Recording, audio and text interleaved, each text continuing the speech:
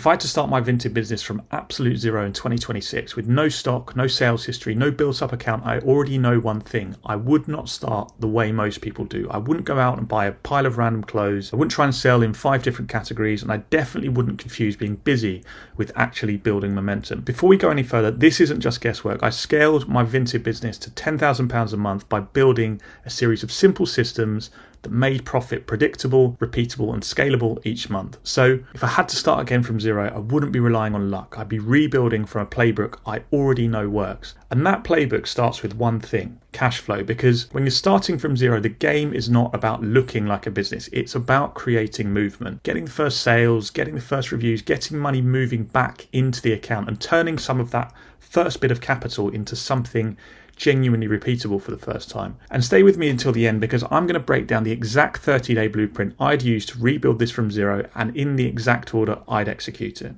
Because on Vinted, most people don't fail because they're lazy. They fail because they do the right things in the wrong order. Now, the first thing I do is focus on just raising cash. Before I even think about scaling, I need ammunition. So I'm not sourcing first, I'm selling what's around me. Old jackets, unused hoodies, trainers I never wear, jeans sitting in storage, anything in the wardrobe that's dead value. I'm not going to use it again. I might as well turn it into cash. The goal here isn't massive margin, it's speed.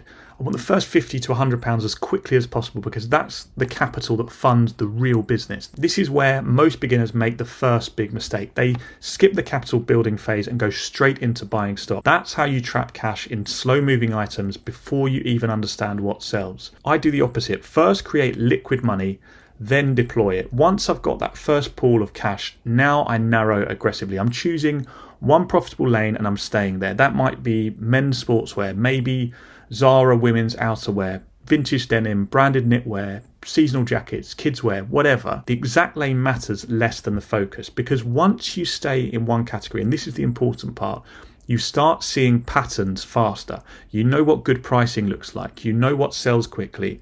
And most importantly, you start spotting underpriced deals instantly. That's where the edge comes from, and that's where you can genuinely start to compound and build from. So if you're a beginner, you want to start thinking, what do I know best, right?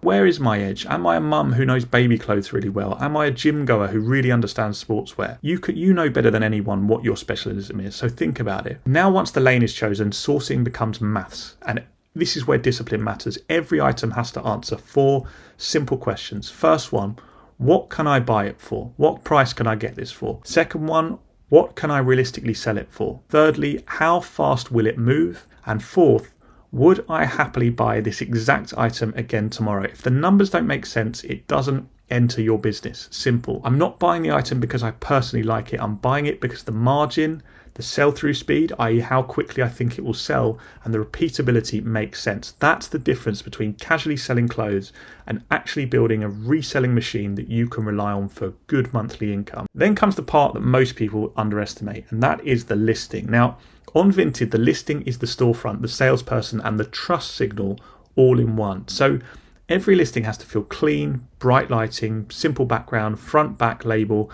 and floor shots, accurate searchable titles, exact measurements, and clear condition notes. Remember all those. If you have to pause this and go back to re-listen to that, please do, because it's so important. Trust is what converts buyers, so you need to have all of those things. A decent item with a great listing will outperform a better item with lazy photos almost every time. That's just how the platform works. Once the first flip starts selling, this is where most people make mistake number 2. They take money out too early. I wouldn't touch the profits. For the first 30 days, every pound has one job: go back into the machine. The first 50 becomes slightly better flips. The first 150 moves into stronger brands. The first 300 starts improving average item quality. And the first 500 starts creating real stock rotation. This is where compounding begins. And once the business starts self-funding, growth becomes much faster than most people expect, because you're paying for new stock with your profits, not cash that you have to find from somewhere. Now, once that's happened, you start seeing the real advantage, because the real advantage comes from the data. This is what you're going to start seeing. At this point, I'd be tracking everything. What brands sell fastest? Which items attract favorites immediately? Average days to sell, offer frequency, how quickly do people offer me stuff, offer me on them? Bundle conversion, slow movers, best sourcing locations, best price points. All of these things together give me a picture on what I should be sourcing next. And very quickly, the market starts showing you where the actual money is. Because to start off with, Vinted looks like a free-for-all where everyone sells anything and everything. But everyone doesn't sell everything. That's the thing. You want to start getting a grip on what sells and what doesn't. And once that happens, scaling decisions become obvious. You stop guessing. You simply just double down on what already works. Now, if I had to rebuild this from zero in 2026, here's the exact 30-day blueprint I'd follow. First week, raise capital, sell 10 to 15 personal items, focus purely on speed. The only goal is building the first £100. Week 2, first flips, choose one profitable lane, source 5 to 10 low risk items that I know would sell. Use this week to learn pricing, demand and the speed of sale. Week 3, double down, buy more of what sold fastest, cut anything slow, improve listing quality, refine your eye at sourcing, right? And this is where the business starts becoming less random. Then in week 4, I can start building the machine, reinvest all my profits, increase average item quality, move into slightly better brands, focus on repeatable flips with reliable turnover. By the end of the 30 days, I will not be a millionaire. The goal, however, isn't just to have made a few sales. The goal is to have built a self-funding resale system, a clear niche, recyclable and reliable cash, and a better eye for deals. And the real data is showing you exactly what to scale next. That's exactly how I'd rebuild a Vinted business from zero in 2026, not by trying to look big, by building momentum first and then letting the system compound.